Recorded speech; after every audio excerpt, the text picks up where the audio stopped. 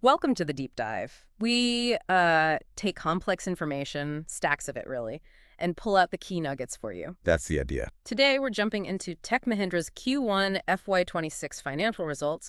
We've got the earnings presentation, the official financials, the auditor reports, plus the full earnings call transcript. A good pile of material. Exactly. And our mission is to unpack what this tells us about Tech Mahindra, performance, strategy, and, well, what it means for the wider tech world. And it's shaping up to have a really interesting dive.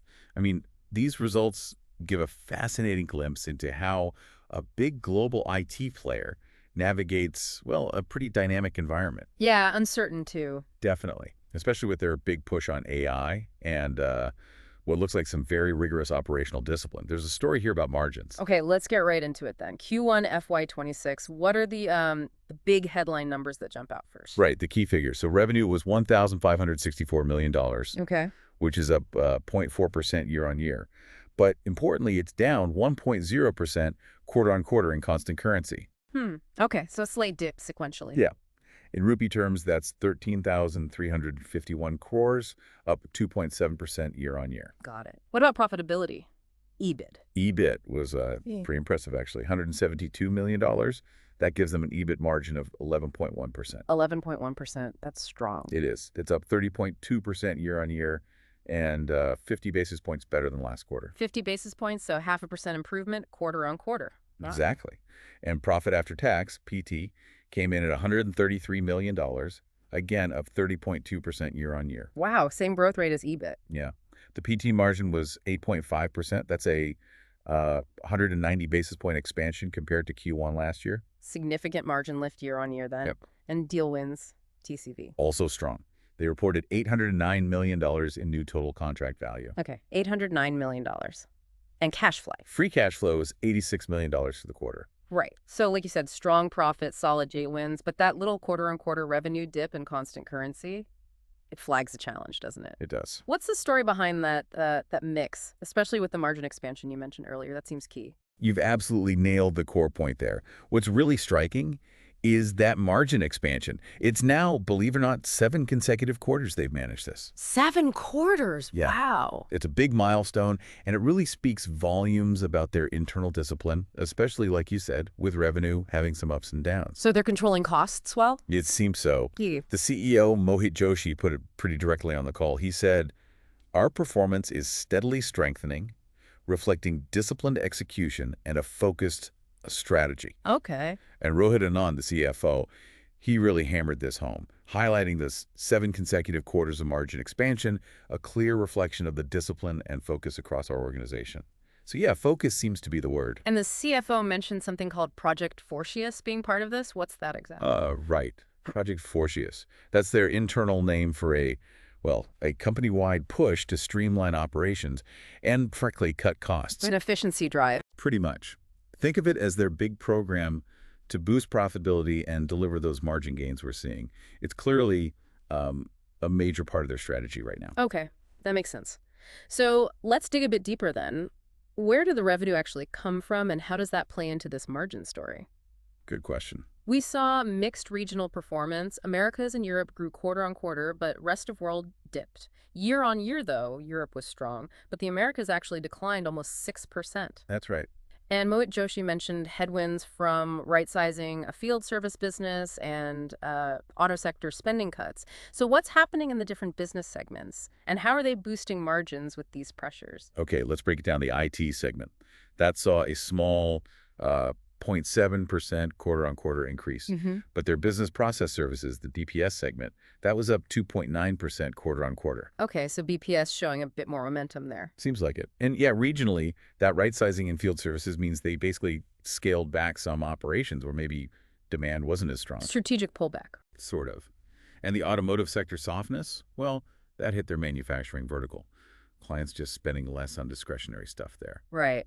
Which brings us back to the margins. How did they manage that 11.1% EBIT margin, up 50 basis points despite all this? Okay, so there were some headwinds, things pushing margins down, like normal seasonality in their Conviva software business, higher visa costs this quarter, and utilization dipped slightly to 85%. Okay, so cost up, utilization down a bit. These were more than offset by savings, primarily from Project Fortius, like we discussed. Ah, the efficiency drive paying off. Exactly. Plus other levers like a good offshore mix, 78.6% offshore work versus 21.4% on-site, which usually helps costs. Mm-hmm. And they optimize G&A, general and admin expenses, and are still integrating acquired companies better. So a combination of factors, really. It is. This mix of internal efficiency efforts is really what's powering that margin number.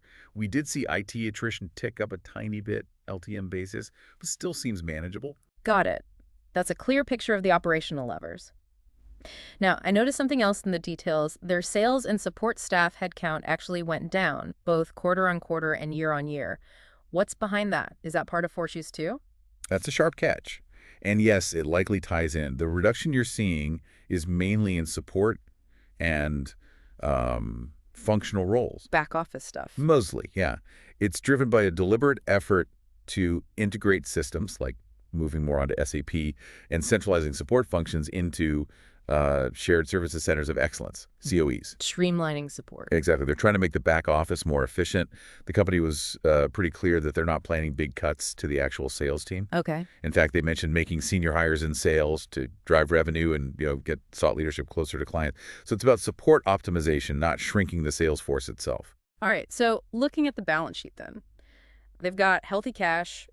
Borrowings are down significantly. Looks pretty solid. Are there any sort of footnotes or legacy things listeners should know about when looking at their overall financial health? Yes, actually, that's a really important point. There's something called an emphasis of matter in the auditor's report. Okay, what does that mean? Think of it like a big, bold footnote. It relates to some very old claims from before the merger with Sakyam Computer Services back in 2011. Oh, the Sachem legacy. Right. Exactly. It involves claims from 37 companies for alleged advances, totaling about INR 12,304 million.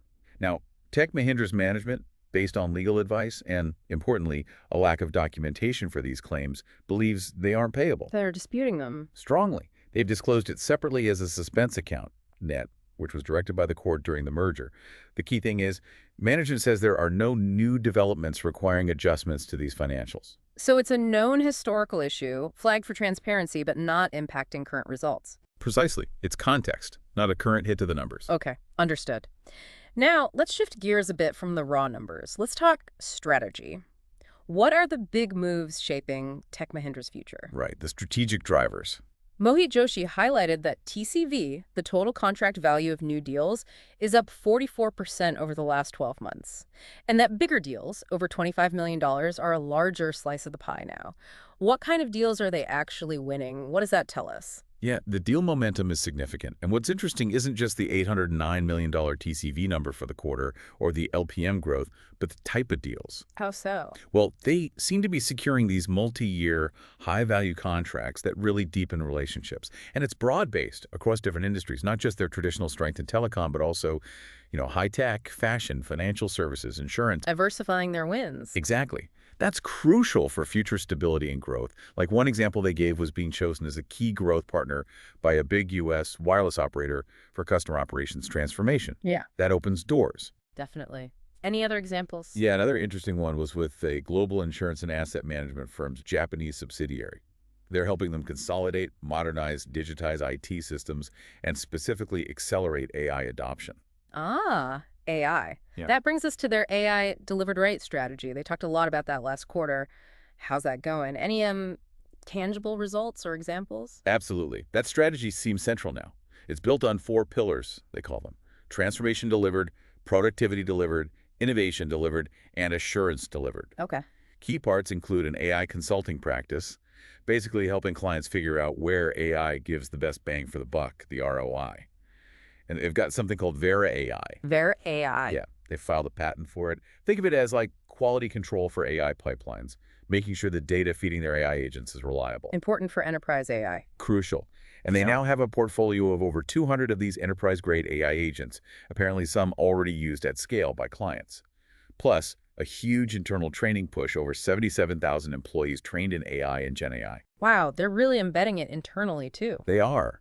And it shows up in the deals. They mention wins like using AI for ops monitoring with a UK telco, Gen AI for metadata analytics at a pharma company, AI-driven transformation for a European telco. So real-world applications, not just concepts. Seems so. Enterprise-wide stuff. Makes sense. What about other strategic moves, partnerships, new launches? How are they building out their ecosystem? They've been busy there too. A strategic partnership with CreativeDB, focused on using agentic AI and real-time data in manufacturing and automotive, connects right back to the AI strategy. Okay. They became a Red Hat Premier Partner globally, which boosts their cloud and open source game.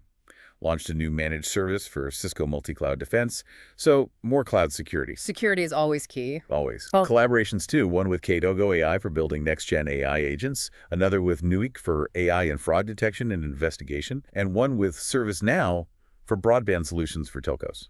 so building capabilities through partnerships. Looks like it. And they've also made some key leadership hires, like Amol Phadke as Chief Transformation Officer, signaling that internal change focus again. Right. It's always good to see how outsiders view a company's efforts, too. How did Tech Mahindra do on awards and recognitions this quarter? Does it back up this strategy? Yeah, they got quite a few accolades, and they do seem to align, particularly strong showing in sustainability. Oh, yeah.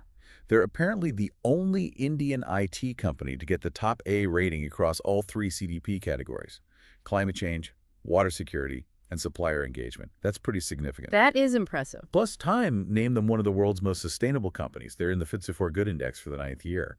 It shows a real commitment beyond just the tech. Good to see. What else? Recognized as a best organization to work and most innovative by ETN Nello. And then a whole slew of analyst recognitions. From firms like ISG and Everest? Exactly. ISG gave them a Star of Excellence Award for customer experience in APAC and named them a leader in loads of areas: aerospace, Google Cloud Services, including Gen AI, private cloud, cybersecurity, automotive, networking. So validation across many technical domains.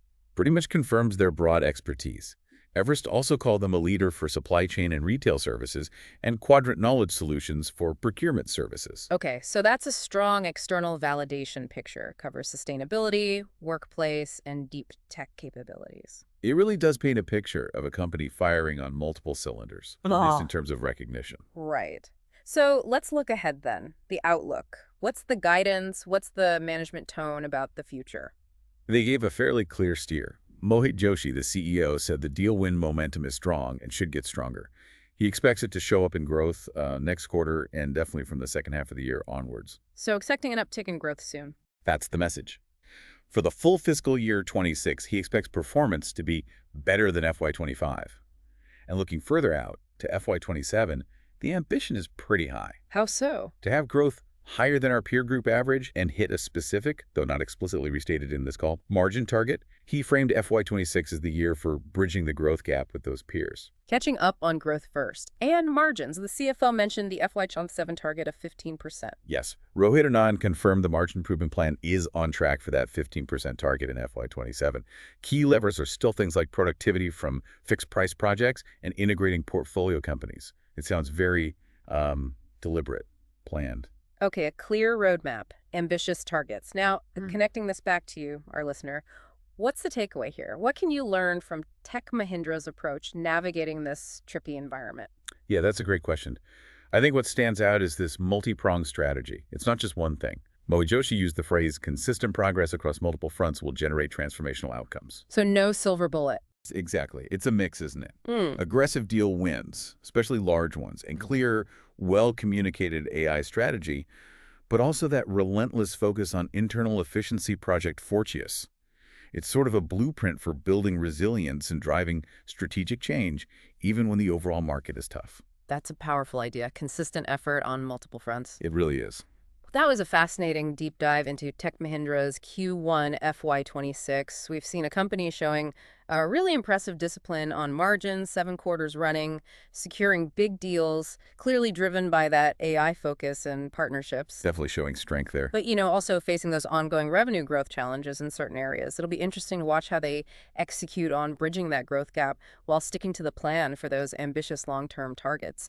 Absolutely. So as you think about everything we've discussed, maybe consider that interplay, global conditions versus internal execution. Which parts of Tech Mahindra's strategy, the AI push, the deal focus, the internal discipline do you find most compelling? And, how might those ideas about consistent, focused effort apply elsewhere, maybe even in what you're working on? Some good food for thought there. Thank you for joining us on this deep dive. We hope it gave you a useful shortcut to understanding Tech Mahindra's quarter and maybe spark some new ideas for your own explorations.